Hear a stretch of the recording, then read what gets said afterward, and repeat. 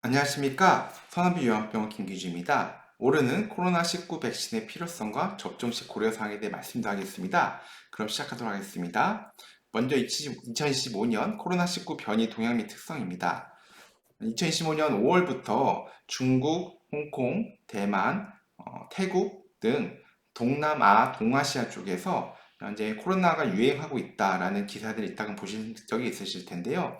이 지금 현재 유행하고 있는 변이는 MB181이라는 변이로서 2015년 1월 WHO가 처음 검출하여 베리언트 언더 모니터링하고 있는 신종 변이로 2025년 초 중국과 홍콩에서 우수정이 되며 글로벌 확산 조짐을 보이고 있습니다. 이 변이는 J1 계통으로서 파생된 하나의 베리언트로서 스파이크 단백질의 세포 결합력이 높고 항체 회피력을 강화하는 돌연 변이로 파악이 되어지고 있습니다. 그 결과 감염력이 매우 높아 한국에서 올해 3월, 5월 사이 MB118 검출이 급증하여 5월, 6월 달에 LP1, LP81과 함께 국내 최다 검출 변이로 집계가 되고 있습니다. 업데이트된 백신의 보호 효과는 MB182에도 유효하고 현재 사용 중인 신속항원 검사라든가 PCR 검사로도 진단이 가능합니다. 전문가들은 MB182 등장으로 감염자 수가 증가할 수는 있으나 임상 증상 기준 오미크론과 유사하다라고 보고하고 중입니다. 전반적으로 최근의 오미크론 변이들은 전파력과 면역 회피력이 높지만 중증도는 인구 면역학적으로 낮은 상태 유지하고 있습니다. 90% 이상의 인구가 백신 또는 감염으로 코로나19 항체를 보유한 것으로 추정된 현재 감염 규모 대비 중증 사망 비율은 초기 대유행보다 크게 감소한 모습입니다. 다만 고령층이나 기저질환자처럼 면역 취약 계층에서는 여전히 감염이 중증으로 이어질 위험이 있으므로 각별한 주의가 필요합니다. 업데이트된 백신 전략으로는 부스터 접종이 있습니다. 궁극적으로 개량된 백신 접종은 중점 및 입원 위험을 크게 낮추며 다양한 변이가 출현하더라도 중증 예방 효과는 지속된 걸 확인이 됩니다. 한국 역시 2024년 하반기 고위험군을 대상으로 새로운 부스터 백신을 도입하였습니다.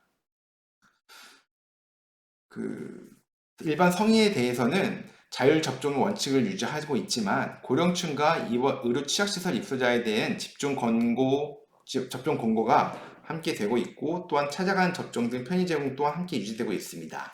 2015년 6월 30일까지는 65세 이상이거나 감염 취약시설 입원 입소자에 대해서는 무료 백신 접종을 시행하고 있습니다.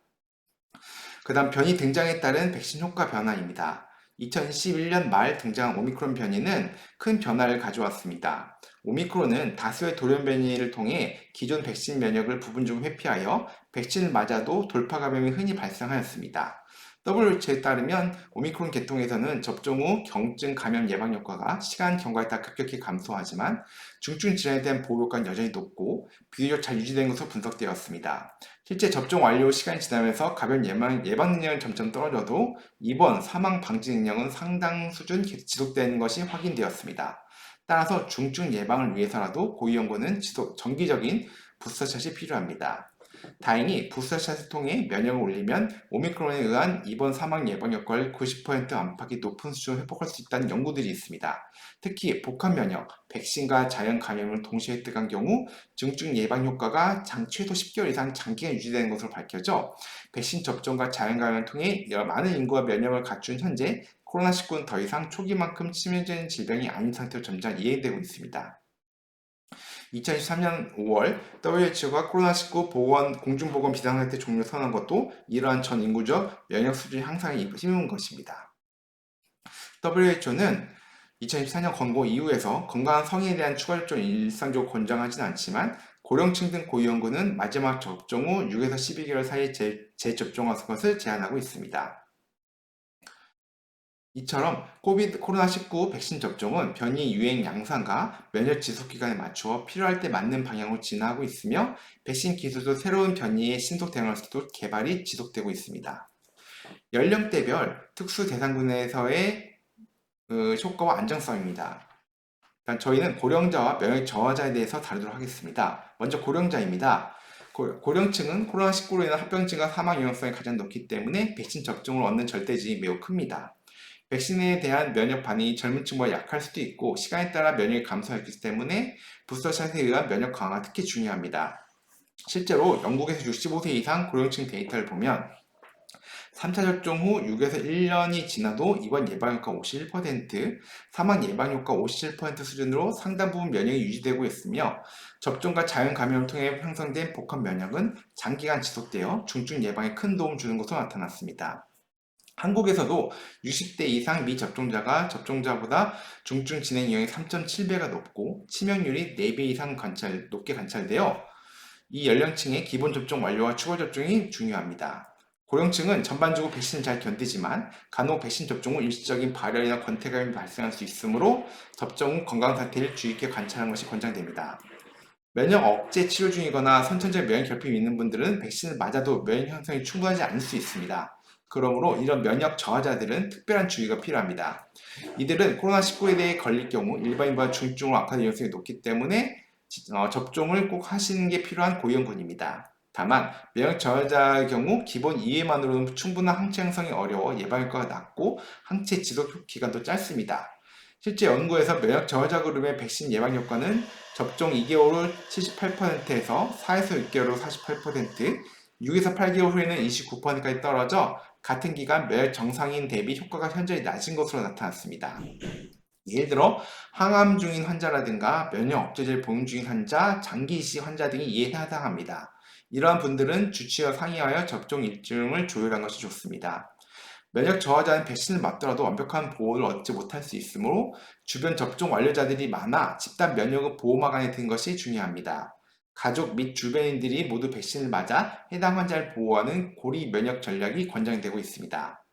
한국의 코로나19 백신 접종 현황 및 정책 변화입니다.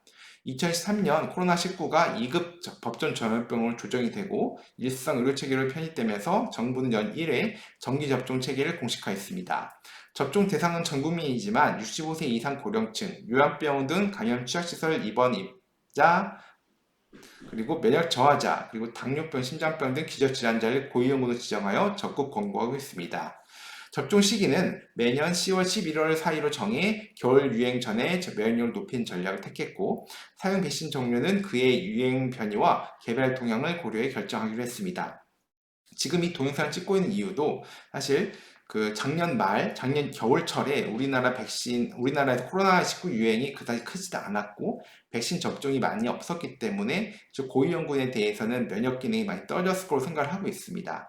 그래서 올해 여름철 현재 또 낮아진 코로나 면역력과 더불어 현재 동아시아에서 유행하고 있는 코로나19가 있기 때문에 올 여름철에는 아무래도 코로나19 유행성이 매우 높게 추측이 되고 있는 상황입니다. 그런 상황에서 저희 성한비 요양병을 포함해서 요양병 입원하신 분들 포함한 고위험군들이 최대한 많은 분들이 백신을 맞아서 최대한 안전한 이번 올해를 지내기를 바라면서 현재 이 영상을 찍고 있습니다. 먼저 맺은 말입니다.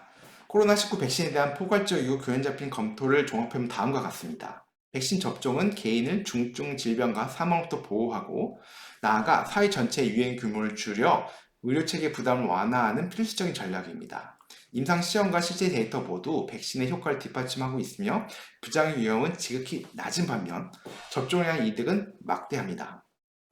변이의 출현으로 백신의 감염 예방 효과가 일정 부분 감소했지만 추가 접종과 백신 업데이트를 통해 이러한 한계를 극복해 나가고 있습니다.